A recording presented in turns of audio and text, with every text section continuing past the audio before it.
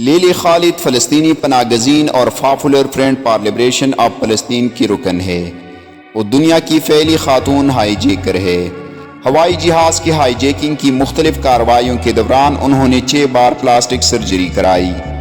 انہوں نے 1 بار نہیں بلکہ 2 بار جہاز ہائی جیک کیے۔ لیلی خالد نے بچپن میں ہی فلسطین کی آزادی تحریک میں شمولیت اختیار کر لی تھی۔ جلد ہی وہ اس تحریک کی متحرک کارکن بن گئی۔ لیلی خالد اور ان کے ساتھیوں نے 1968 اور 1971 کے درمیانی عرصے میں 4 جہاز اغوا کیے۔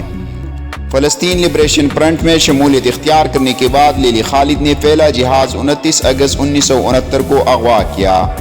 یہ بوئنگ 707 جہاز تھا۔ یہ جہاز اٹلی سے اسرائیل کے دارالحکومت تل ابیب جا رہا تھا۔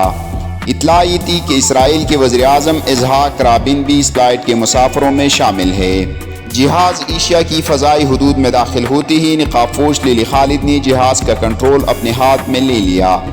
لیلی نے پائلٹ کو حکم دیا کہ فلسطینی شہر حیفا کے اوپر سے پرواز کرتے ہوئے جہاز کا رخ دمشق کی طرف موڑے تاکہ وہ دمشق جانے سے پہلے اپنے جائے پیدائش وطن مالوف حیفا کو دیکھنا چاہتی ہوں۔ پائلٹ نے حکم کی تعمیل کی۔ جہاز دمشق میں اتار لیا گیا۔ مسافروں کو یرغمال بنا کر فلسطین کی آزادی کا مطالبہ کیا گیا۔ پوری دنیا کی توجہ فلسطینیوں پر صہیونی مظالم کی طرف مبذول ہوئی۔ مذاکرات کے بعد اسرائیلی جیلوں میں فلسطینی قیدیوں کی رہائی اور ہائی جیکروں کے بحفاظت واپسی کی شرائط پر تمام یرغمالیوں کو رہا کر دیا گیا۔ دنیا بھر کی ٹیلی ویژن چینلوں اور اخبار اتنی لیلی خالد کے بہت سے انٹرویوز نشر اور شائع کیے۔ وہ عالم اسلام کی آنکھ کا تارا بن گئی۔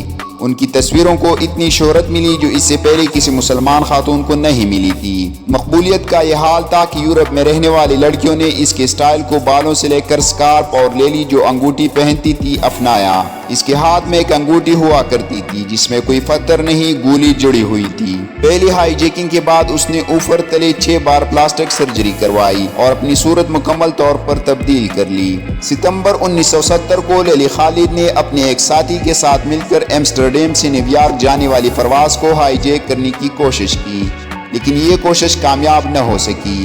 اس طیارے کو برطانیہ کے ایک ایئرپورٹ پر اتار لیا گیا۔ لیلی کے ساتھی کو گولی مار کر ہلاک کر دیا گیا جبکہ اسے گرفتار کر لیا گیا۔